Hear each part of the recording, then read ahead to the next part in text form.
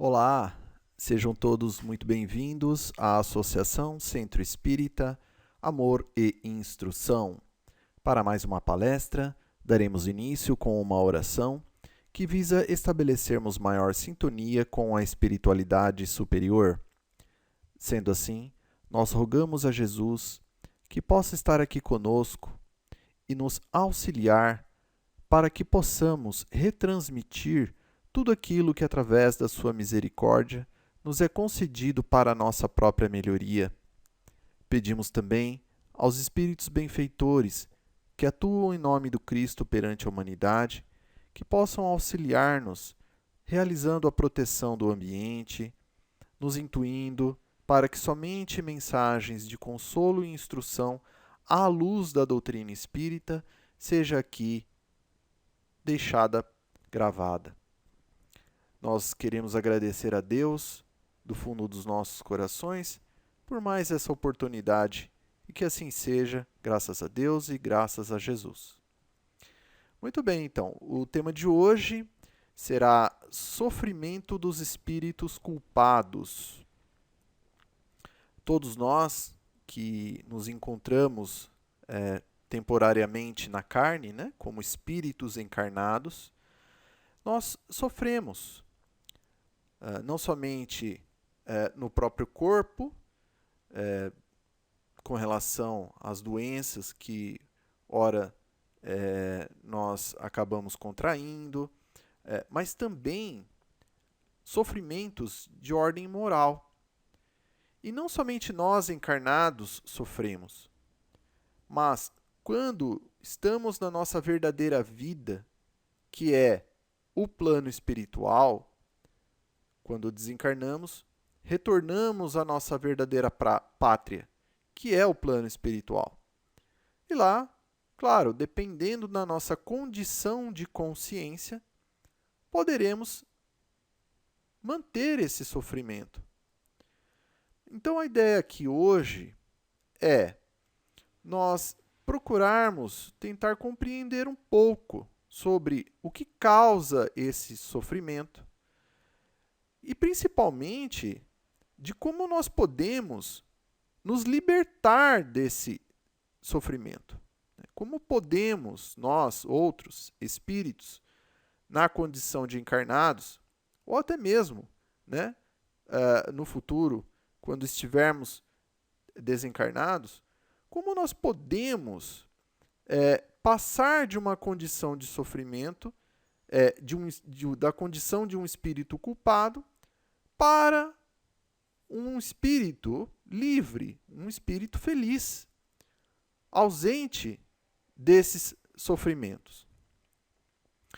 Bom, o tema de hoje da nossa palestra, ele está em O Livro dos Espíritos, na quarta parte, capítulo 2º, cujo tema principal é das penas e gozos futuros. E no subtítulo, Duração das Penas. Bom, o Livro dos Espíritos, para aqueles que ainda não conhecem a doutrina espírita, ela é uma das 5 obras básicas e fundamentais que compõem o que nós chamamos de codificação espírita. Então, são livros cujo conteúdo foi enviado pelos espíritos superiores, lá do plano espiritual, através dos médiuns encarnados, em que um outro encarnado em particular, chamado Allan Kardec, realizou um trabalho que foi justamente de reunir essas mensagens, essas respostas, o conteúdo que esses espíritos então encaminhavam, e foi alocando nesses livros de uma forma metodológica. Então, para apenas compreendermos a fonte que nós estamos utilizando para a palestra de hoje. E lá na questão 1004, então, de O Livro dos Espíritos, Allan Kardec questiona o seguinte aos espíritos superiores: em que se baseia a duração dos sofrimentos do culpado? E aí, então, que o espírito de São Luís responde o seguinte: no tempo necessário a que se melhore, sendo o estado do sofrimento ou de felicidade proporcionado ao grau de purificação do espírito. A duração e a natureza de seus sofrimentos dependem do tempo que ele gaste para melhorar-se. À medida que progride e que os sentimentos se lhe depuram, seus sofrimentos diminuem e mudam de natureza. Então, resumindo aqui, quando Kardec pergunta qual que é a duração, ou seja, qual que é o tempo que um espírito passa em sofrimento, o espírito, então, de São Luís responde basicamente o seguinte, que esse sofrimento ele só vai durar pelo tempo que esse próprio espírito gaste para melhorar-se. Ou seja, depende única e exclusivamente de quem sofre deixar de sofrer. À medida, então, que o próprio espírito que sofre, esteja ele na condição, então, de um encarnado ou desencarnado, realizar a sua reforma íntima, procurar melhorar-se, o seu comportamento, a sua forma de agir, e também saudando os débitos que contraiu perante a lei de Deus, automaticamente esse sofrimento vai lhe desaparecendo do íntimo. Então, para nós aqui, saibamos disso. Seja o sofrimento que tivermos, e aqui estamos falando no sentido moral, a solução para ele está basicamente então nisso, né? No tempo que nós devemos utilizar para nos melhorar. Mas só que para isso é necessário o quê? A nossa aplicação da nossa vontade. Porque há espíritos que sofrem e nem por isso se transformam, nem por isso se melhoram. Passam longo tempo porque não aplicam justamente a vontade de melhorar-se. E aqui, quando nós falamos de sofrimento, no tema de hoje, nós não vamos basicamente falar do sofrimento que atinge o corpo físico. Então, por exemplo, se eu tropeço e caio, né, ou se eu resbalo em algum objeto pontiagudo e aquilo me causa um ferimento. Não é desse sofrimento que vamos falar aqui hoje, né, do sofrimento no corpo físico. Mas sim de um outro sofrimento, aquele que atinge a alma, ou seja, nós como espíritos, essa centelha de luz que a codificação nos traz como o máximo de abstração do que podemos dizer o que somos em realidade, né, em essência. Né? O próprio Cristo também utilizou esse termo, sois luzes. Bom, é claro que é o máximo que se pode compreender do que é o Espírito. Mas nós, ora estamos encarnados, ora desencarnados no plano espiritual, podemos estar em algum tipo de sofrimento. E o que nós vamos tratar então no tema de hoje, na palestra de hoje, é mais esse sofrimento moral.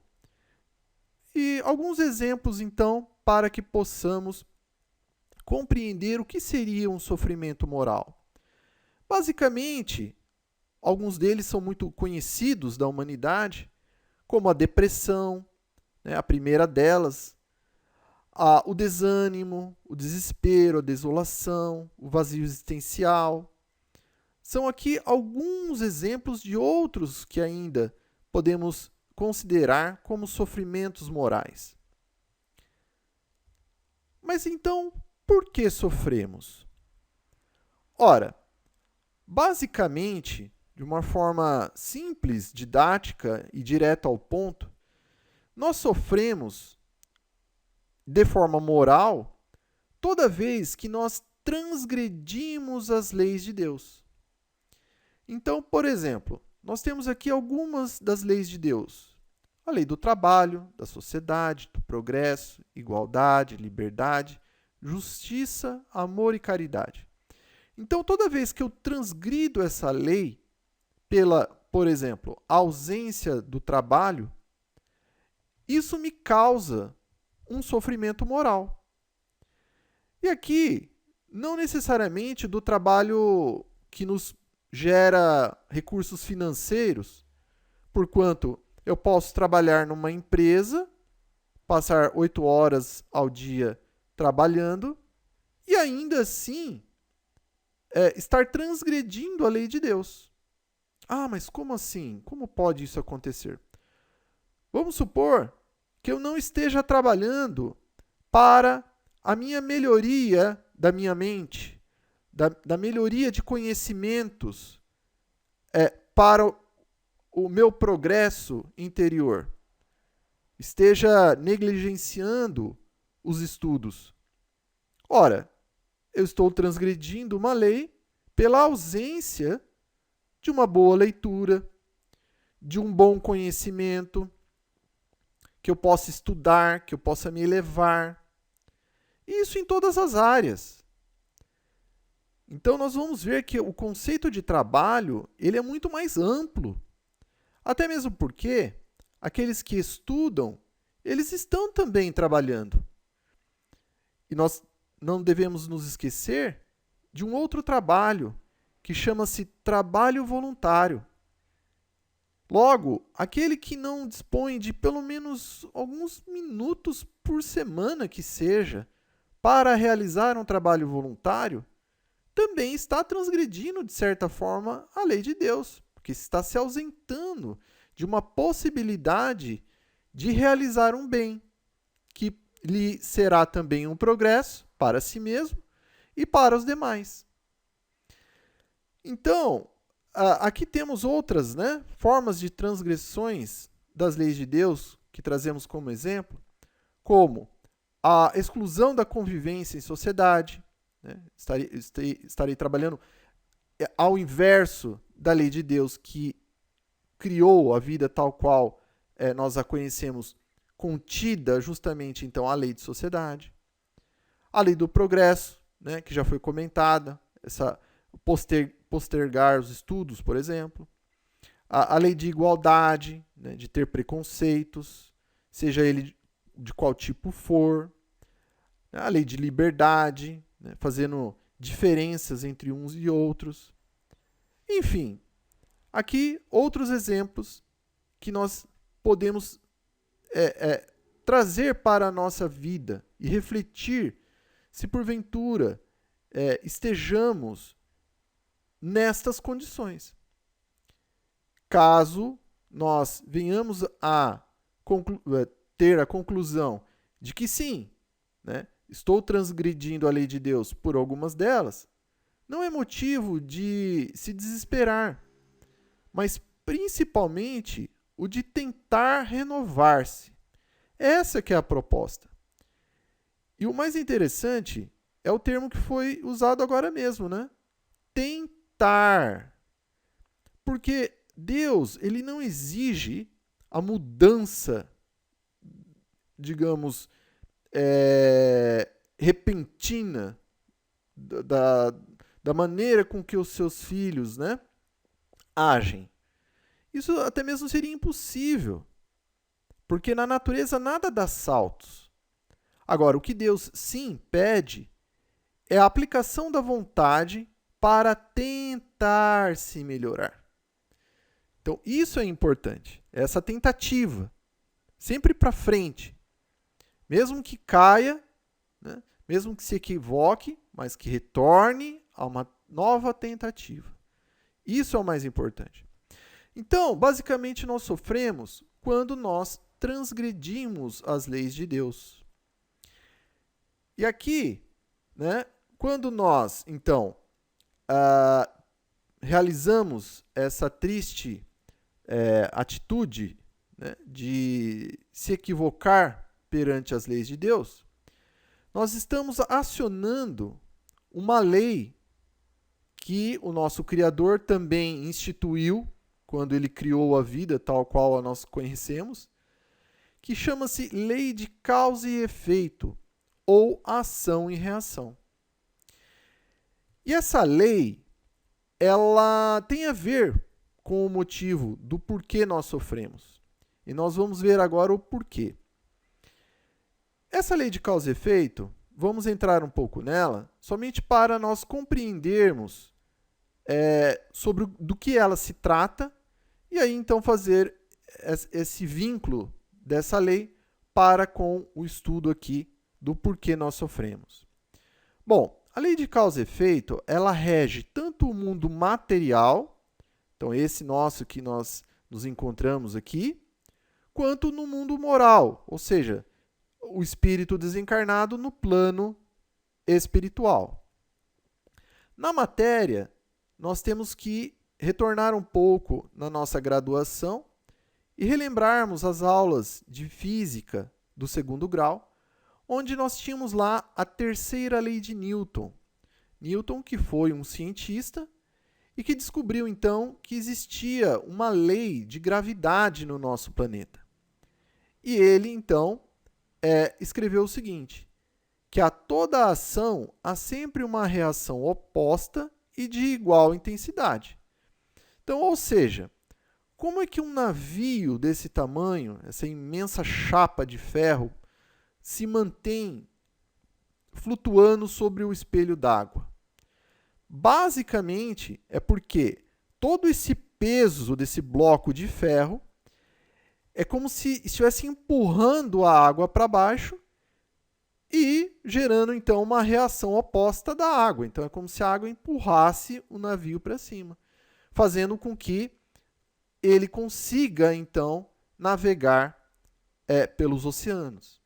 Aqui é uma explicação assim simples, mas que, basicamente, reflete, então, essa lei da física. O ônibus espacial é a mesma coisa. Então, todo o empuxo, né, que é direcionado para baixo é como se houvesse uma reação oposta, né, ali imediata, empurrando toda aquela parte de metal para cima. Já no mundo moral, algo muito semelhante existe, né? Ou seja, no plano espiritual, nós como espíritos desencarnados, em que todo pensamento, palavra, ato e omissão, há sempre uma reação oposta exigindo reparação, caso então ela esteja em desalinho às leis de Deus, ou gerando o direito a graças, caso então esteja em alinho às leis de Deus. Então, basicamente, aqui nós já sabemos que os canais, os meios pelos quais nós podemos nos equivocar perante as leis de Deus, tanto quanto encarnados como desencarnados, e que gerará um sofrimento, será então pelo pensamento, pela palavra, pela atitude. Então, atitude é basicamente quando eu pego o meu corpo físico, né, movo a minha mão, a minha perna e produzo uma atitude nesse campo físico que esteja em desalinho às leis de Deus. E omissão, quando eu posso realizar um bem e deixo de fazê-lo. Então, e aqui o Cristo, né, nos aclara um pouco exatamente sobre cada uma delas, em que quando ele fala lá sobre o pecado por pensamento, que nos gerará um sofrimento, né? Quando ele disse lá, olha, aprendestes que foi dito aos antigos, não cometereis adultérios. E eu, porém, vos digo que aquele que houver olhado uma mulher com mau desejo para com ela, já em seu coração cometeu adultério com ela. Ou seja, pelo pensamento, nós podemos já estar em desalinho às leis de Deus. Até mesmo porque, convenhamos, a atitude física, ela só existe porque procedeu antes o pensamento. A pessoa primeiro pensou e depois ela escolhe se ela materializa aquilo através de uma ação ou de uma fala, né? mas basicamente a origem se deu no pensamento. Então o Cristo já nos deixa claro. Por isso que ele disse, orai e vigiai, né? Para que nós tenhamos ali o cuidado com o nosso pensamento. O pensamento é algo que nós devemos sempre refletir sobre o conteúdo dos nossos pensamentos. Se eles não estão em alinho à lei de amor e caridade, né, de amar a Deus sobre todas as coisas e ao próximo como a si mesmo, então ali nós devemos já procurar modificá-lo para melhor. Depois, o Cristo fala sobre o pecado por palavras. Então, quando ele disse lá, olha, aquele que disser a seu irmão, raca, merecerá ser condenado pelo conselho, e aquele que disser, és louco, merecerá ser condenado ao fogo do inferno. Ou seja, então, aquele que disser, né? Então, quem disse algo, só o pode fazê-lo pela palavra. Então, o nosso controle sobre o que falamos é realmente fundamental, porque ele pode, dependendo, né, do que nós estamos dizendo, colocar em risco até mesmo a vida e o bem-estar psicológico e material do nosso próximo. Então, é necessário, né, que nós tenhamos esse cuidado. E por que essas formas podem nos produzir sofrimento? Veremos justamente esses meios, né, em que são ponderados de acordo com a lei de ação e reação. Então, se eu estou emanando para o universo essas ações equivocadas, seja pela palavra, seja pela atitude, né, eu possivelmente estarei recebendo isso de volta. Então, é algo que nós devemos pensar. Depois, pecar por atitude. Quando o Cristo estava para ser preso, um dos apóstolos, se não me engano, Pedro, saca de sua espada e agride um dos soldados que iria então realizar a prisão de Jesus. E aí então que ele fala o seguinte, olha, guarde a espada, porque todos os que lançarem mão da espada, pela espada morrerão. Então, basicamente aqui, Jesus está falando que toda atitude, né, contrária às leis de Deus, emanada, direcionada ao próximo, na época dele era espada, mas hoje nós podemos atualizar, digamos assim, para as armas de fogo, por exemplo, né? Então, o princípio é o mesmo, né? Então, se eu causo, então, uma agressão e até mesmo, infelizmente, o desencarne do meu próximo através de uma agressão física ou utilizando algum tipo de armamento, ora, o efeito para mim mesmo não poderá ser diferente.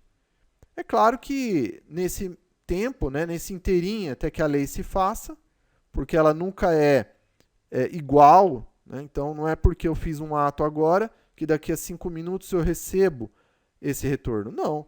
De repente pode passar 5 encarnações, ou pode passar 5 anos, ou pode passar, 5 minutos.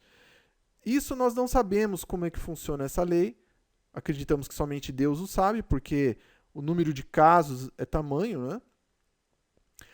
Mas também há atenuantes nesse processo, que basicamente fala-se então a questão do arrependimento e do trabalho de saldar essa dívida perante a lei de Deus. Então não é porque alguém lança de uma espada que um dia alguém lançará também, porque de repente esse espírito se arrependeu, procurou trabalhar no bem, né, se modificou de tal maneira que jamais lançará a mão de uma espada novamente na sua vida, então a sua dívida ela fica extremamente reduzida, né, a ponto de não ser mais necessário passar por aquela expiação. Claro que cada caso é um caso, né, e que somente Deus o sabe. E aí nós temos também o pecado por omissão. né? Então, quando o Cristo fala o seguinte, olha, porque tive fome e não me destes de comer, tive sede e não me destes de beber, era peregrino e não me acolhestes, estava nu e não me vestistes, enfermo e na prisão e não me visitastes. Ou seja, são todas as oportunidades que todos nós temos de realizar a caridade para com o nosso próximo mais necessitado e que nós, pelo nosso egoísmo, pelo nosso orgulho, né, pela nossa vaidade, deixamos de fazê-lo. Geralmente dizemos, mas eu não tenho tempo. Mas se nós estudarmos a nossa vida, veremos que nós temos sim muito tempo, não é? Quantos e quantos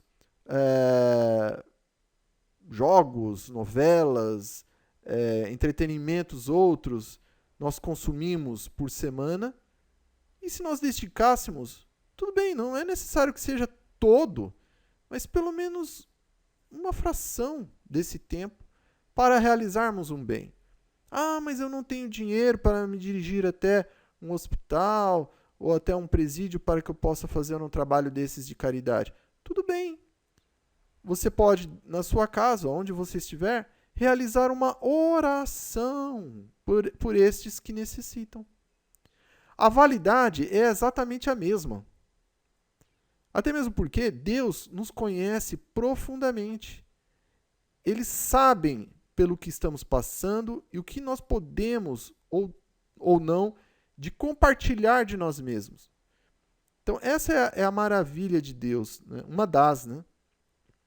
Que Ele institui a lei de caridade, mas Ele dá os meios que nós venhamos a cumprir essa lei. Então, mesmo aquele que não tem, não somente recursos físicos, né? Ou recursos financeiros, mas que não tem a própria saúde do corpo.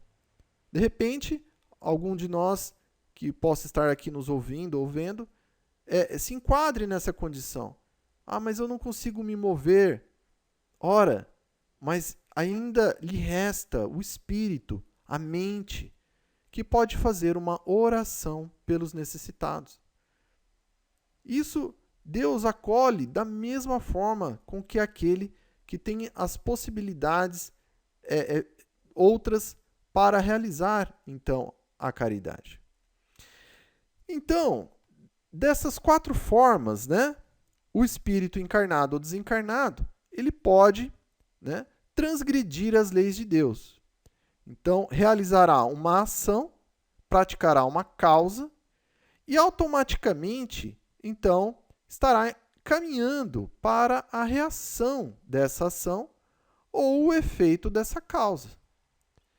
E aqui é importante fazer um parênteses, que nós estamos focando mais na lei de causa e efeito no sentido da sua transgressão, né, e do sofrimento que isso acarreta. Mas é importante que nós venhamos a pensar a lei de ação e reação também no sentido em alinho às leis de Deus, né? Então, toda vez que eu praticar a lei do amor, da caridade e as demais leis de Deus, eu não estou transgredindo elas, eu estou sancionando-as, né? Estou cumprindo-as. Então, logo, eu estarei caminhando para um efeito, para uma reação, que é a verdadeira felicidade. Então, a lei de causa e efeito ela é válida para ambos, digamos assim, ambas as formas, né, de nós agirmos na vida. Mas como o objetivo aqui do estudo hoje é falarmos então sobre o sofrimento dos espíritos culpados, por isso que nós estamos focando mais nessa questão então da transgressão dessas leis de Deus e do sofrimento que elas geram. E que, como já comentamos agora há pouco, esse caminhar, né, não seria necessariamente uma caminhada, né, física, do corpo físico até o sofrimento. Não, apenas a pessoa permanece vivendo e situações na vida ocorrerão que lhe trarão justamente, então, essa expiação, né, que muitas vezes se revela pelo sofrimento, e que veremos que o objetivo não é simplesmente fazer sofrer, né? Porque Deus não é sádico. Então, existe um objetivo maior, né? E qual será? Né? Basicamente, então, nos instruir por nós mesmos a melhor escolhermos, né, de que forma nós queremos continuar pensando, falando, agindo ou se omitindo. Basicamente isso.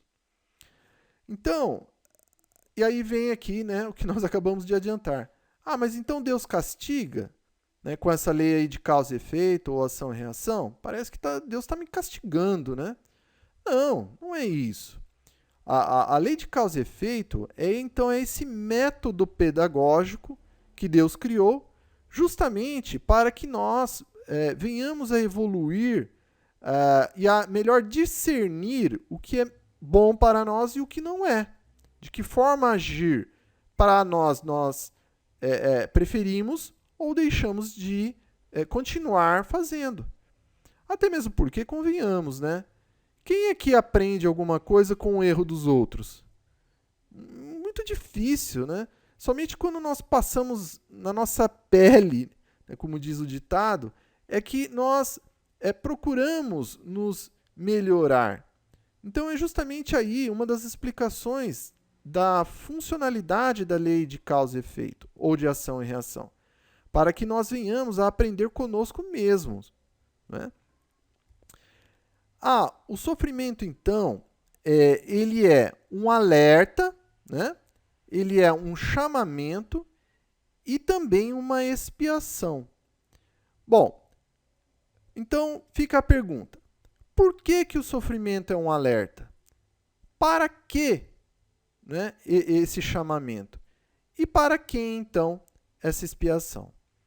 Bom, o sofrimento é um alerta porque nos diz que nós não estamos cumprindo as leis de Deus.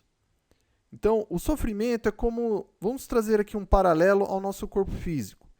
Se nós, por exemplo, pressionarmos um alfinete com o dedo, o que vai acontecer? O nosso dedo tem várias terminações nervosas e pelo nosso corpo nós temos uma série de transmissores, né, os neurônios, que vão levando essa informação até o nosso cérebro. E ali há uma decodificação da mensagem dizendo, olha, essa dor aqui que foi captada no dedo está dizendo que há algo errado ali acontecendo e que nós não podemos permitir que isso continue, porque pode colocar em risco a vida do corpo físico. Então, o cérebro envia uma mensagem, né, para que a gente venha a tirar o nosso dedo, né, que estava encravado ali naquele alfinete. Então, o sofrimento moral, basicamente, ele é a mesma coisa.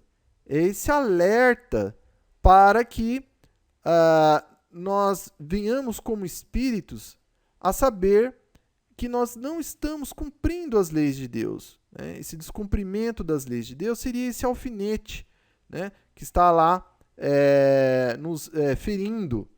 Então, está nos alertando para que nós venhamos a nos modificar nesse ponto. E ele também é um chamamento, o sofrimento, justamente para nos convidar a realizar essas leis de Deus, a dar cumprimento a elas. Então, olha só como até mesmo o sofrimento que nós pensamos que é algo ruim, que não pode, como pode existir, né? Que não é impossível que se obtenha nada de bom, até mesmo do sofrimento. Olha só como a vida, se nós pudéssemos ver a vida, ela seria somente luz, ela seria somente coisas boas, né? E até mesmo no sofrimento, nós podemos encontrar algo de positivo, né? Que é justamente então esse, né? Que é o de nos convidar a justamente a nos melhorar, a fazer a reforma íntima, para que possamos justamente então deixar a própria dor, né? Ou deixar o próprio sofrimento. Olha que só que interessante, né? O próprio sofrimento dá tanto o alerta quanto a solução para deixar dele próprio existir. Interessante isso. E, por fim, também é uma expiação das nossas faltas passadas, que se encaixa no que nós acabamos de ver com relação à lei de causa e efeito ou de ação e reação, que já ficou aqui até mesmo com exemplos, né? E aqui, no estudo de hoje, nós vamos excluir o sofrimento de Chico Xavier, por exemplo. Porque se nós estudarmos a vida desse grande médium, desse grande humanista, desse grande espírito, né, desse grande cristão que passou aqui pela Terra, né, nós vamos identificar isso, que ele sofria muito. Então ele tinha muitas doenças, um dos olhos era praticamente cego, né, de um dos olhos, tinha problema de angina, enfim, uma série de dificuldades. E ainda assim, trabalhou a existência inteira, né? Tanto no sentido ali do corpo físico, mas também trabalhando aí como voluntário na seara espírita. E por que nós vamos não considerar o sofrimento dele? Primeiro porque, como nós vimos aqui no começo da palestra, não é o sofrimento do corpo físico que nós vamos ver, e sim o sofrimento no sentido moral, né? E aqui, um complemento que ele mesmo disse, né? Uma das mais belas lições que tenho aprendido com o sofrimento, não julgar, definitivamente não julgar a quem quer que seja. Então, olha só, mais um grande exemplo aqui de Chico, extraindo uma luz até mesmo de uma dificuldade, né? E trazendo um esclarecimento para todos nós, de que até mesmo um sofrimento, seja ele físico, nos ensina alguma coisa. Não que nós devamos procurar o sofrimento, porque ele não nos seria de validade alguma, porque nós estamos o procurando. Mas, caso ele nos seja imposto, né? Por uma expiação, uma prova, que nós venhamos então a tentar justamente aprender alguma coisa com ele.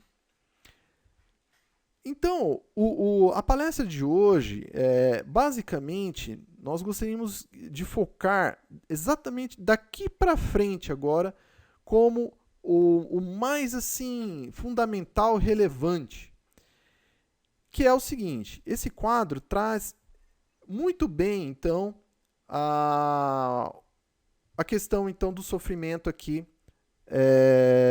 dos espíritos culpados, né?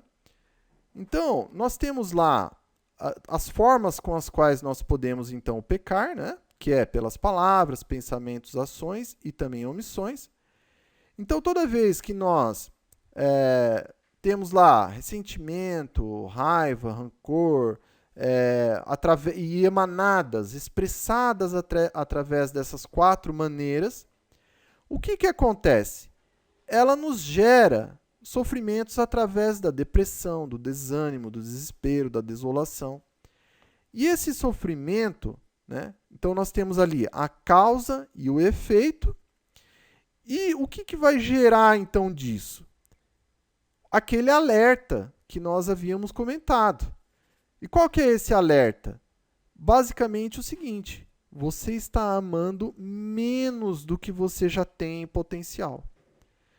Então, basicamente, o sofrimento e todas as filhas, né, desse sofrimento moral, o mais assim relevante deles todos, que atinge boa parte da humanidade hoje, que é a questão da depressão, ela está intrinsecamente ligada a isso. Você está amando menos do que você já tem em potencial. Então, aqui nós vamos trazer um gráfico em que elucida bem essa questão. Então, nós temos ali, separado por cores, como se fosse o nível, né, de capacidade de amar de cada um de nós. E essa nossa irmã aqui, que está na foto, que se encontra, então, em sofrimento interior, né, o sofrimento moral, é um espírito culpado. Por quê? Porque não realiza caridade, não realiza o amor ao próximo, não tem paciência, não tem perdão, né? Ou perdoa muito pouco, se resigna muito pouco. Então, tudo isso gera, então, a depressão, o desânimo, o desespero, a desolação, resumindo, o sofrimento moral.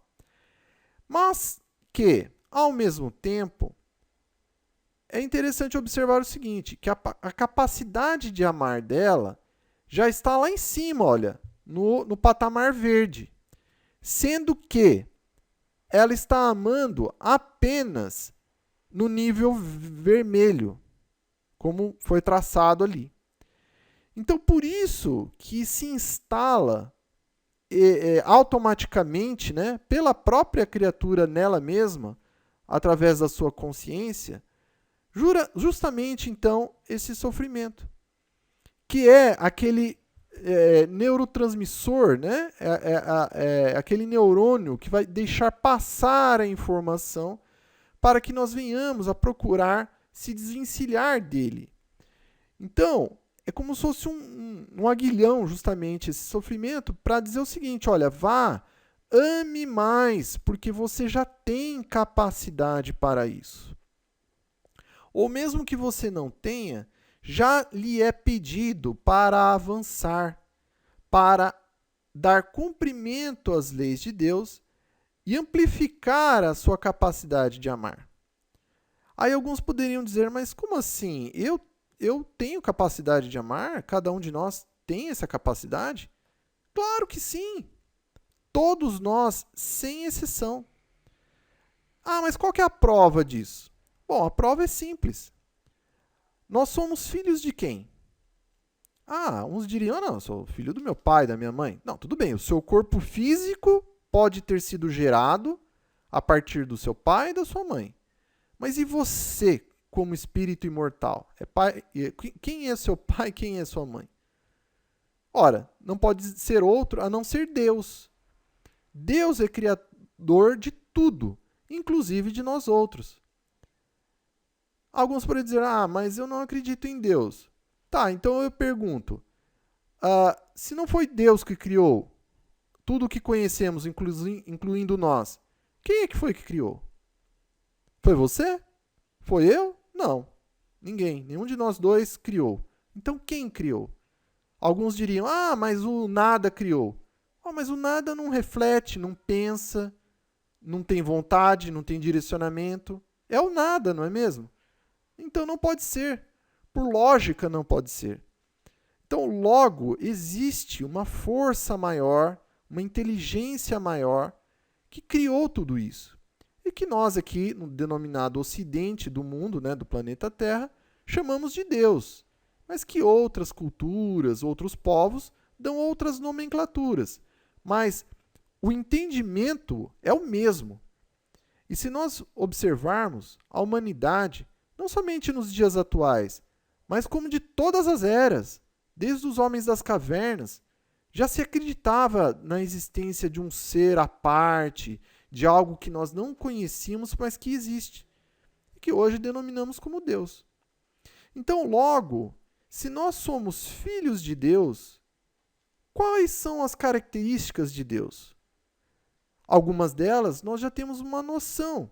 Por exemplo, que Deus é todo amor. Ora, se Deus é todo amor, consequentemente, se nós somos os seus filhos, nós somos amor também. Não existe até mesmo nos textos sagrados que nós fomos criados à imagem e semelhança de Deus? É porque justamente se encaixa nisso que nós estamos falando. Se nós somos semelhantes a Deus, nós somos amor. A diferença é que nós não somos todo, porque todo somente Deus. Ele é único. Mas nós somos amor. E nós ainda não descobrimos isso dentro de nós. Nós estamos nesse processo de autodescoberta. E é justamente o porquê que o sofrimento vem aos espíritos culpados que se equivocaram perante as leis de Deus, né? pela lei de ação e reação, passando, né, pela lei de causa e efeito, até atingir, então, essa condição de sofrimento moral na atualidade. Mas que, realizando, então, a sua reforma íntima, que inclui, por que não, o autoconhecimento de si próprio, das potencialidades de emanar amor, aplicando a vontade e efetivando, então, esse amor do interior para o exterior, há, então, justamente a saída desse sofrimento. Esse sofrimento ele vai se diluindo, essa depressão some. Então, todo aquele que pratica a lei do amor e da caridade vai o quê? Se desvencilhando do sofrimento e da depressão, é automático. Porque está cumprindo as leis de Deus. Está emanando o amor que existe de dentro de si para fora. Ah, mas o sofrimento ele é eterno? Não, não é eterno. Porque se ele fosse eterno, Deus seria maldoso, né? Seria sádico. E Deus, como nós já colocamos, Deus é todo amor. Então, logo não. Ele não poderia criar, mesmo que fosse uma ferramenta para o progresso dos seus filhos, com o objetivo de unicamente vê-los sofrer. De forma alguma. Então, o sofrimento não é eterno, né? Ele só vai durar enquanto, novamente, a mensagem do início da palestra, enquanto pelo tempo que o espírito levar para melhorar-se. E aqui, para entendermos, vamos recorrer então ao caso da gripe, né? A gripe nos traz sofrimento ao corpo físico, não é mesmo? Nós nos sentimos abatidos, cansados, reduzimos a nossa possibilidade de agir no mundo, né? Nos recolhemos, deixamos de trabalhar porque não nos encontramos suficientemente bem para tanto, né? O que nos causa um sofrimento. Então, desse paralelo então, de uma doença física como a gripe, ela se aplica bem para também o nosso sofrimento moral, né? Que ele tem ali também basicamente uma semelhança nesse sentido. E aí o que nós fazemos então? Se nós estamos com gripe, nós vamos até um médico e dependendo do grau, né, então se for ali um resfriado bem leve, ele vai medicar através de um xarope. Se for uma gripe, de repente, já com uma cartela ali, com cápsulas, né, para que nós venhamos a tomar.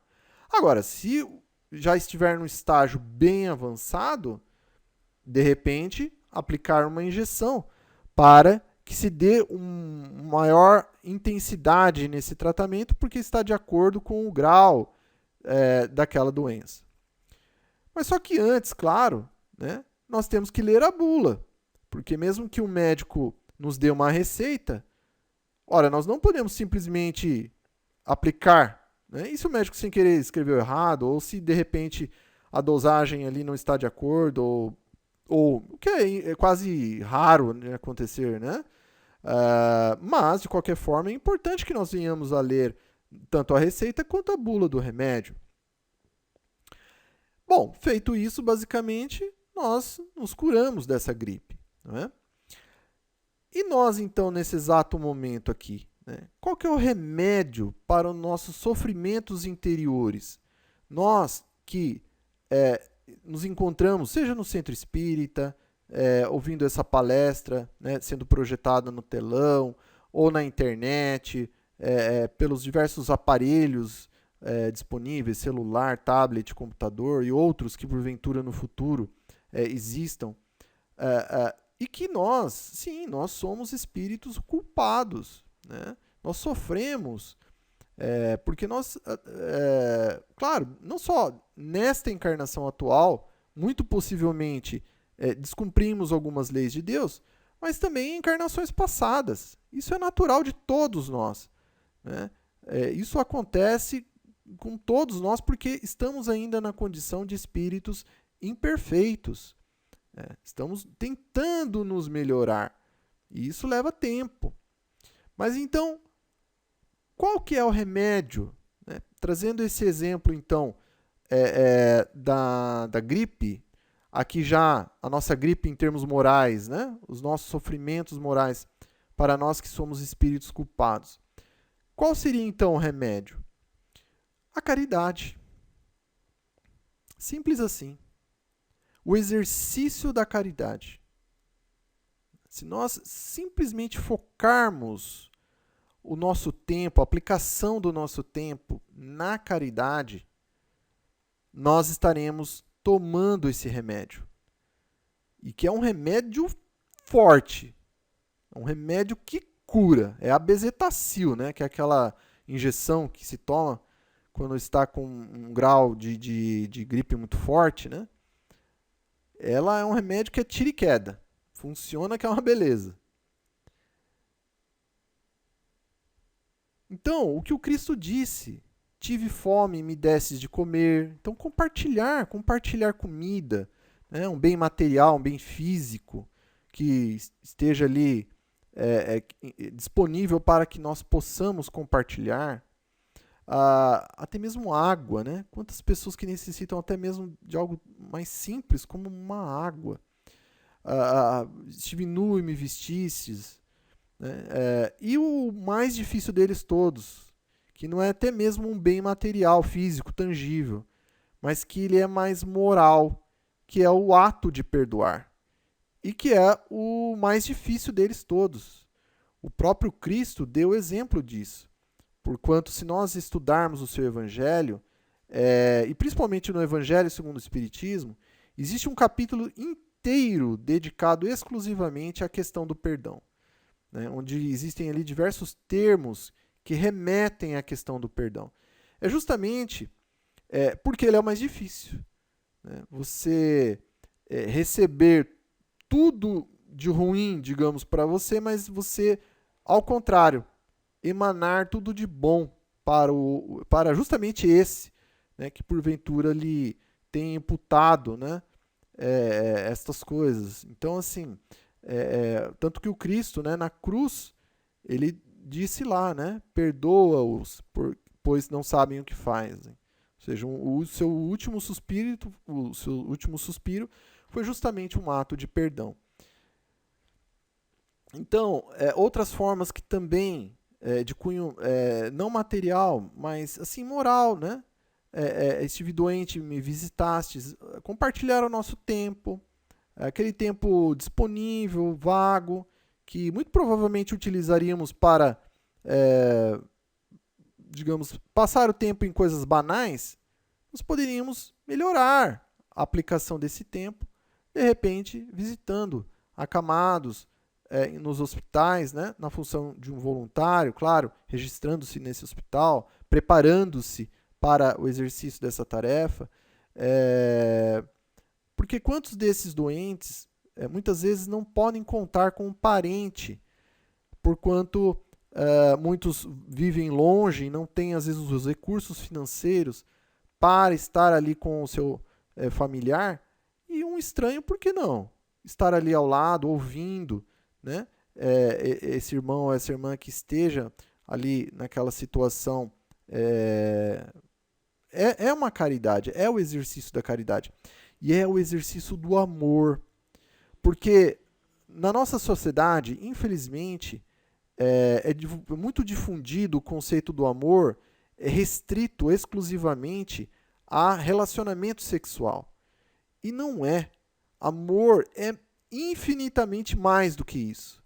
Inclusive, a expressão do amor no sentido físico, né, ele é até bem grosseiro, ele é bem básico, né, ele faz parte, claro, né, é normal, porém, o amor, ele é muito mais.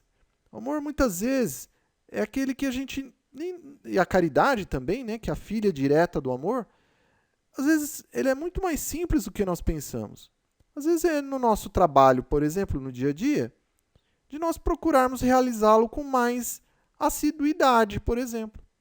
Então, eu paro para refletir como tenho trabalhado e verifico que, constato comigo mesmo, que eu só me direciono ao trabalho porque eu tenho que ganhar o dinheiro, por exemplo, para pagar as contas no final do mês.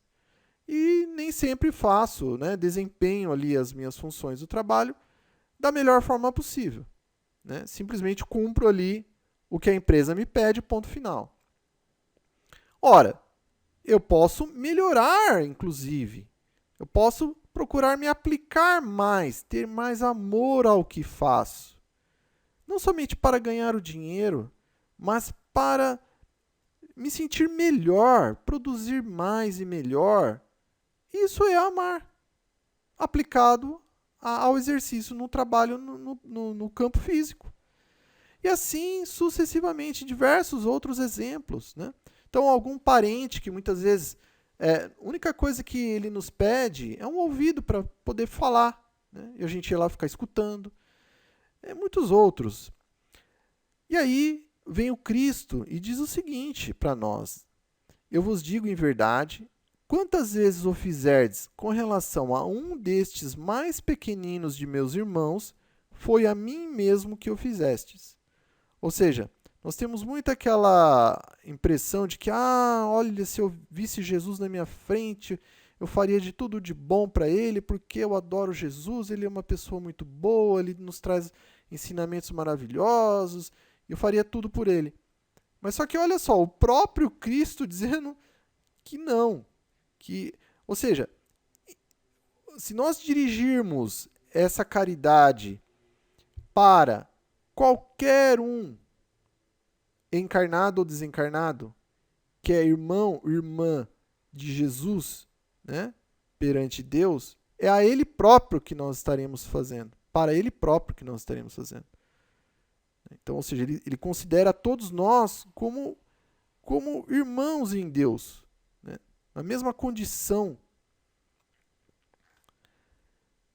Mas alguém aqui poderia perguntar, né?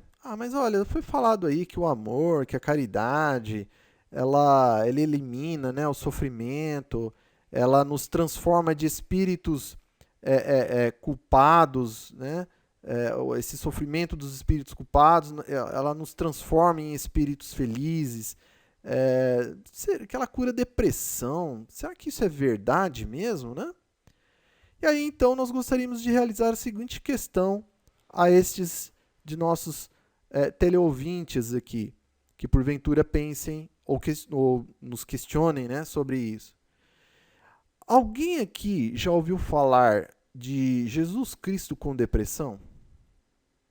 Ou com desespero?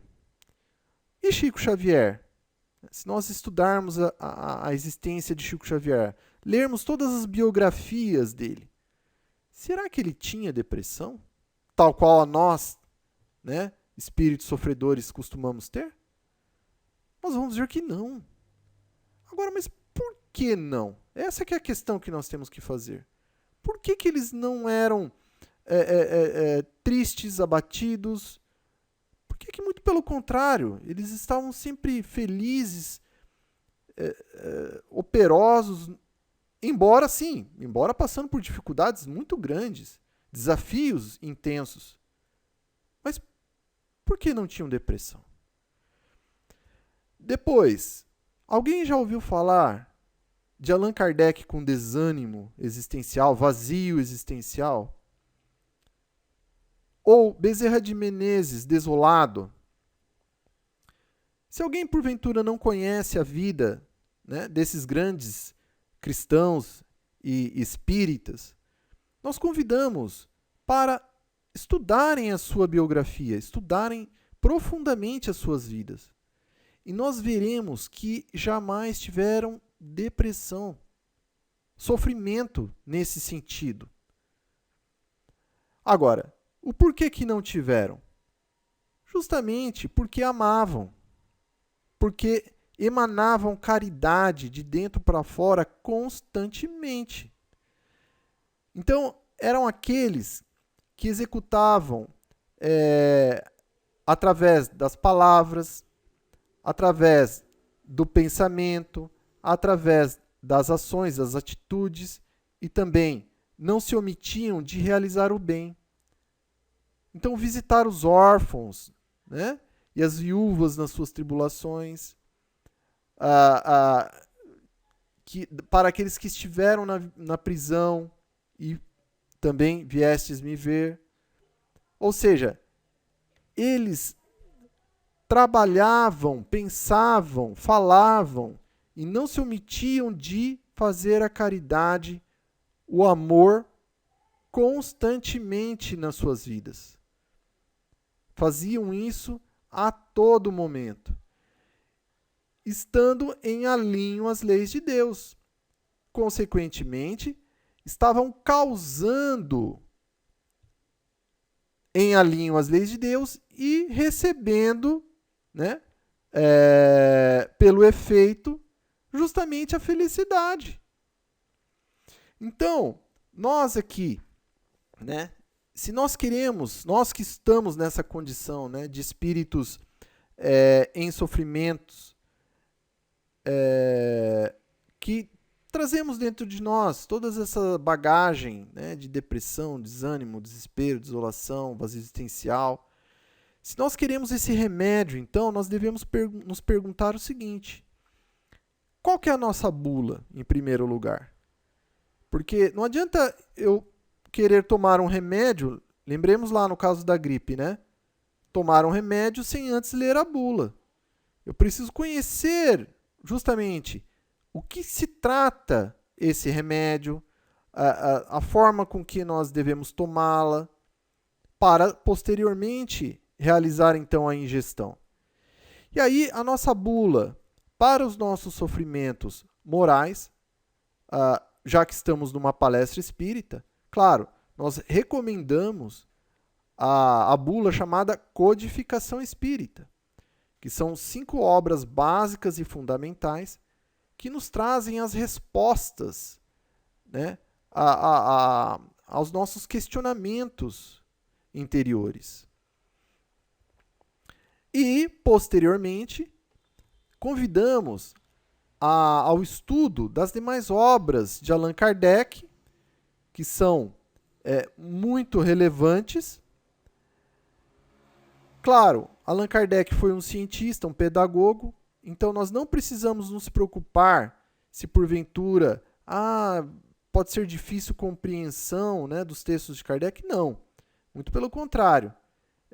Ele escreveu de uma forma em que todos nós podemos entender. Até mesmo porque, se nós fomos convidados, né, a adentrar no conhecimento espírita, é porque nós já temos capacidade intelectual e moral, não somente para compreendê-la, mas principalmente para colocá-la em prática. E aí, caso já tenha lido os livros de Allan Kardec, prosseguir com as chamadas obras complementares. E aqui, em primeiríssimo lugar, nós trazemos todas elas desse nosso irmão aqui que está na foto, Francisco Cândido Xavier, nosso querido Chico Xavier. São obras altamente consoladoras e instrutivas à luz da doutrina espírita, à luz do Evangelho de Jesus. Né? Espíritos da envergadura moral como o de Emmanuel, André Luiz e outros trazem-nos até mesmo interpretações do que Jesus quis dizer, em diversos livros de mensagens, principalmente, que são, com certeza, podemos considerá-las complementares à codificação espírita trazida por Allan Kardec. E aí seguimos, né, com outros também que nos deixam, né, um legado muito bom, como as obras do médium baiano Divaldo Pereira Franco. Há outros também, claro, que passaríamos muito tempo citando os demais. Mas, basicamente, se nós dermos prioridade aos desses que nós citamos inicialmente, já vai ser muito bom para nós. Depois, realizar o curso da doutrina espírita também, de preferência, lido e cursado no centro espírita. Por quê? É lá que nós vamos ter contato com os demais alunos, com os multiplicadores, né, que são como se fossem professores, que vão estar ali orientando, né, os alunos, seguindo, de preferência, obras que sejam voltadas ao ensino da doutrina espírita de uma forma metodológica, né? Então, isso vai nos agregar em muito, tanto a leitura e o estudo das obras, tanto da codificação quanto as complementares. E, sobretudo, a prática, que é o que nós estávamos falando. Ou seja, é termos, então, a bula, o conhecimento, então, da doutrina espírita, e o mais importante, que é a prática através do exercício da caridade e do amor para conosco, em primeiro lugar, e para com o próximo, ou seja, para com os nossos irmãos e irmãs no dia a dia. Estejam eles no trabalho, na escola, na rua, no centro espírita, na igreja, seja onde for. Até mesmo porque todo esse conteúdo, né, intelectual, ele é como se fosse assim, só uma inspiração, né? Seriam ali 10%, até mesmo 1%, vamos dizer assim. E todo o restante do trabalho, para a cura do nosso sofrimento moral, ele está então na prática, que é o mais importante, do amor e da caridade perante os nossos irmãos. E aí nós temos que ir além das palestras, né, que como se fosse ali um iceberg, nós temos que onde a gente só consegue ver a ponta de cima, que ela é menor, né, do que toda a parte de baixo. A prática é justamente, então, todo esse imenso bloco de gelo que fica abaixo do espelho d'água e que ele é esse 90%, esse 99% que nós devemos, então, emanar de dentro para nós, ou seja, aquele amor que está dentro de nós e que nós necessitamos cada vez mais amplificar a emanação desse amor, dessa caridade que está dentro de nós. E aí, né, nós somos basicamente, nós temos essas duas asas, né, ou esses dois pilares, que são os nossos sentimentos e os nossos conhecimentos.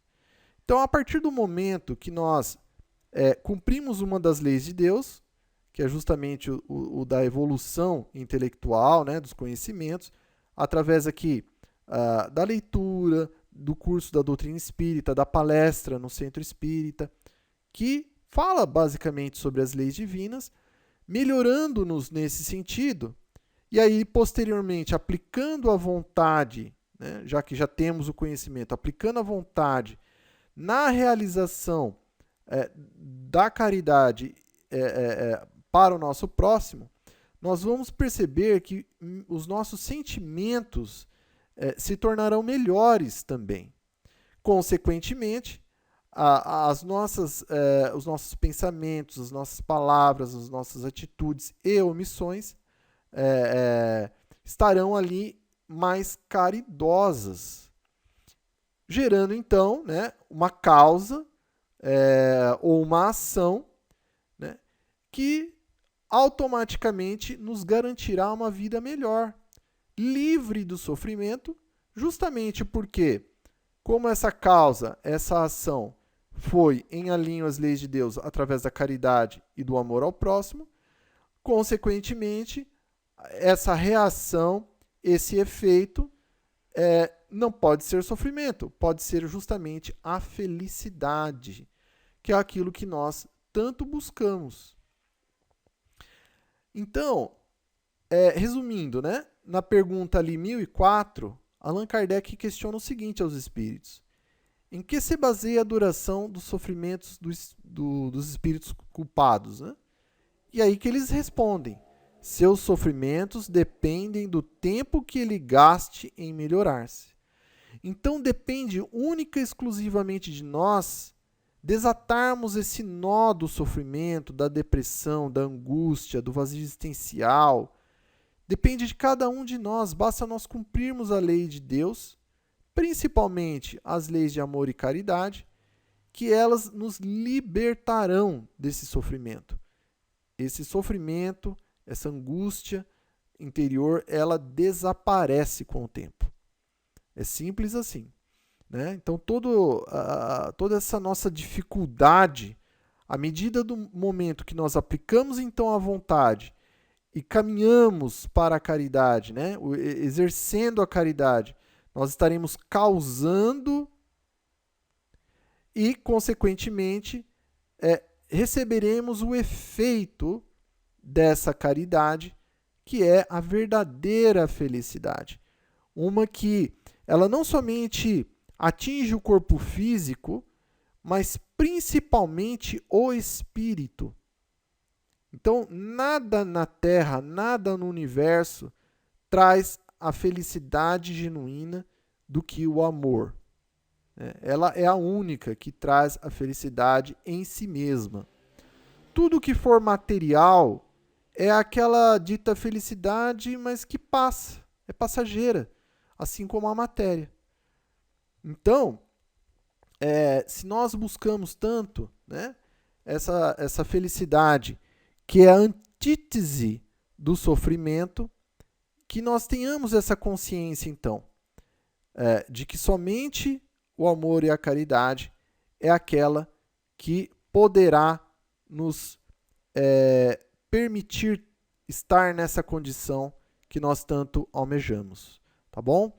Então, nós gostaríamos muito de agradecer a todos por nos ter acompanhado até aqui nesse momento, desejar muita paz para todos nós. Vamos caminhar, então, ao encerramento da palestra de hoje. Primeiro, nós vamos fazer, então, alguns recados, né, finais. Primeiro, a bibliografia utilizada, sempre o Evangelho segundo o Espiritismo.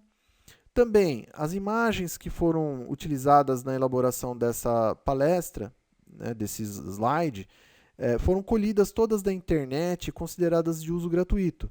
Caso alguma não o seja, por favor, nos avise no e-mail que aparece na tela. Também, caso alguém encontre algum equívoco doutrinário ou gramatical, pode nos encaminhar também um e-mail que faremos as correções devidas. E por fim, queremos recomendar alguns palestrantes e oradores espíritas que se encontram em sites de vídeo, cujo conteúdo nós já assistimos e nos identificamos, contém um consolo e instrução à luz da doutrina espírita. Então, de repente, algum de nós aqui que não os conheça, pode fazer a pesquisa, basta digitar o nome completo no campo de pesquisa, né? Que são vídeos muito bons. Pedimos desculpas também, caso algum palestrante, orador esteja nos vendo que não esteja nessa relação ainda, é porque muito provavelmente não o conhecemos, né? Mas enviem um e-mail para nós, de repente fazemos uma análise, e caso esteja então em alinho à proposta da doutrina dos espíritos, nós incluímos aqui também.